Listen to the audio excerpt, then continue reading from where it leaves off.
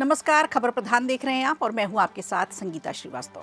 देखिए, इन दिनों लेंसकार्ट को लेकर के बवाल मचा हुआ है, तो ये समझा जा रहा है कि क्या सनातन विरोधी हो गया है लेंसकार्ट, क्योंकि अब यहाँ भी सब कुछ धर्म के चश्मे से देखा जा रहा है। अगर हिजाब पर रोक नहीं तो फिर कलावा और तिलक पर क्यों? विवाद यहीं से बढ़ा। बिंदी, तिलक और कलावा पहनने पर तो रोक लगा दी गई, लेकिन हिजाब पर बैन नहीं लगाया गया। टीसीएस का विवाद देखिए अभी शांत भी नहीं हुआ था कि लेंसकार्ट के पीयूष बंसल विवादों में आ गए, क्योंकि उनकी गाइडलाइन, उनकी कंपनी की गाइडलाइन यानी फरमान ही ऐसा था उनका। अब मामला जब सामने आया तो हंगामा तो होना ही था। सवाल ये उठता है कि आखिर लेंसकार्ट को हैंडल कौन कर रहा है, क्यों इस तरह के फरमान जारी किए गए और कौन लोग हैं जो पूरे सिस्टम को ही निगल जाना चाहते हैं, इसे कौन से चश्मे से देखा जा रहा है। लेंसकार्ट को भारत की सबसे बड़ी स्टार्टअप सक्सेस स्टोरीज में से गिना जाता है। एक ऐसा ब्रांड जिसने ऑनलाइन चश्मे खरीदने के तरीके को ही बदल दिया।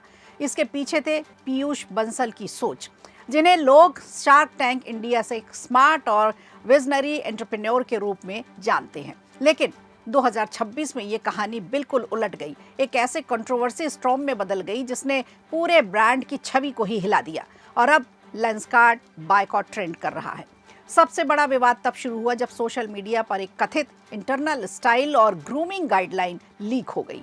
इस डॉक्यूमेंट में दावा किया गया कि लेंसकार्ट स्टोर में जो कर्मचारी काम करते हैं उन्हें बिंदी लगाने के लिए, तिलक लगाने के लिए और कलावा पहनने के लिए मना किया गया, अनुमति नहीं दी गई और इसे धार्मिक प्रतीक बताया गया, जबकि हिजाब और पगड़ी को मंजूरी दे दी गई। ये बात फैलते ही इंटरनेट पर तो गुस्सा फूट पड़ा और लोग इसे सीधे धार्मिक भेदभाव बताने लग गए। सोशल मीडिया पर बायकॉट कॉल्स और ट्रेंडिंग हैशटैग भी शुरू हो गया और ब्रांड अचानक सवालों के घेरे में आ गया। पीयूष बंसल को सामने आकर सफाई भी देनी पड़ी। उन्होंने कहा कि वायरल डॉक्यूमेंट पुराना है और कंपनी की मौजूदा पॉलिसी को रिप्रेजेंट नहीं करता। उनके अनुसार लेंसकार्ट में किसी भी धर्म के प्रतीक पर कोई रोक नहीं है, लेकिन इस सफाई के बावजूद मामला शांत नहीं हुआ, क्योंकि कई फॉर्मर एम्प्लॉयज़ ऐसे हैं, कई यूज़र्स ऐसे हैं जिन्होंने दावा किया कि स्टोर लेवल पर अपीयरेंस और ग्रूमिंग को लेकर के कई बार स्ट्रिक्ट रूल्स अपनाए जाते हैं और कुछ जगहों पर तो रिलीजियस सिंबल को लेकर के सवाल भी उठाए जाते हैं। तो ये किसी और ने नहीं, कुछ एक्स एम्प्लॉयज़ हैं, उन्होंने भी सामने आकर ये बात कही है। तो अब आप देखिए किसकी बात सही मानी जाएगी। इसी के साथ एक और चर्चा तेज हो गई कि जिसे लोग लेंसकार्ट स्टाइल गाइडलाइन कल्चर कहने लग गए।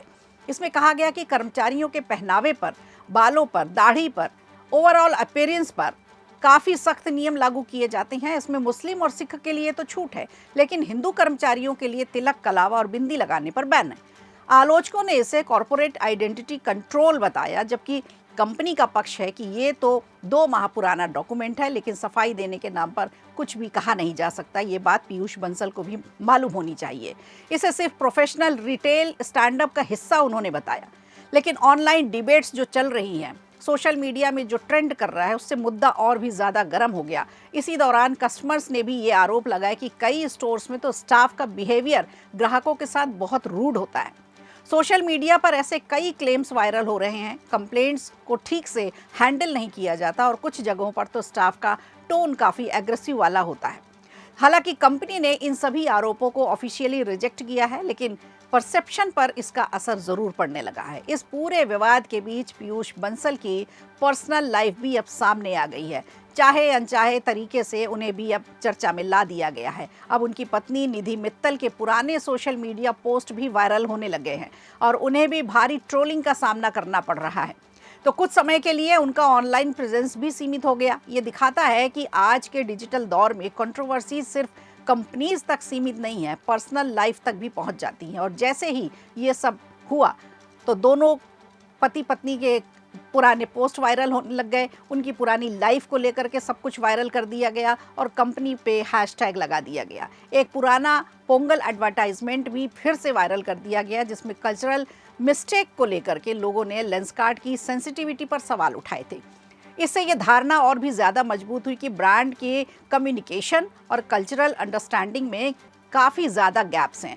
इसके बीच आईपीओ वैल्यूएशन और फ्रेंचाइजीज डिस्प्यूट जैसे पुराने सवाल भी सामने आ गए, फिर से चर्चा में आ गए। जहां कंपनी की हाई वैल्यूएशन को लेकर के इसे ओवरहाइप बताया जा रहा है, बिजनेस प्रैक्टिस पर पहले से कुछ सवाल उठ रहे हैं। धीरे धीरे ये पूरा मामला अब एक पॉलिसी विवाद पर आकर अटक गया है। बल्कि इमेज क्राइसिस भी इसका एक इशू बन गया है। एक तरफ कंपनी लगातार सफाई दे रही है, दूसरी तरफ सोशल मीडिया पर नए नए क्लेम्स आ रहे हैं, नए नए बैड एक्सपीरियंस सामने आ रहे हैं। आज स्थिति ये हो गई कि पीयूष बंसल की इमेज एक विजनरी फाउंडर से बदलकर एक ऐसे सीईओ की बन गई है जो लगातार अपने ब्रांड को डिफेंड कर रहे हैं। लेंसकार्ट अब देखिए बायकॉट ट्रेंड तो कर ही रहा है। लेंसकार्ट के शोरूम में जाकर के कई बजरंग दल के लोगों ने, विश्व हिंदू परिषद के लोगों ने बाकायदा तिलक लगाया और वीडियो बनाया और सोशल मीडिया पर उसे अपलोड भी कर दिया। ये सिर्फ एक आईवीआर ब्रांड नहीं है, दरअसल एक ऐसा विवाद इस समय बन चुका है जहां ट्रस्ट, कल्चर, बिहेवियर और कॉरपोरेट आइडेंटिटी पर भी अब सवाल उठ रहे हैं। यही पूरी कहानी कंट्रोवर्शियल और स्पाइसी बना रही है। लेंसकार्ट के बायकॉट के बाद अब देखना होगा कि इसके कारोबार पर कितना असर पड़ता है, क्योंकि कारोबार तो पिछले 2-4 दिनों में डाउन हुआ है, क्योंकि अब पब्लिक भी समझदार हो गई है और उसे बहलाया नहीं जा सकता।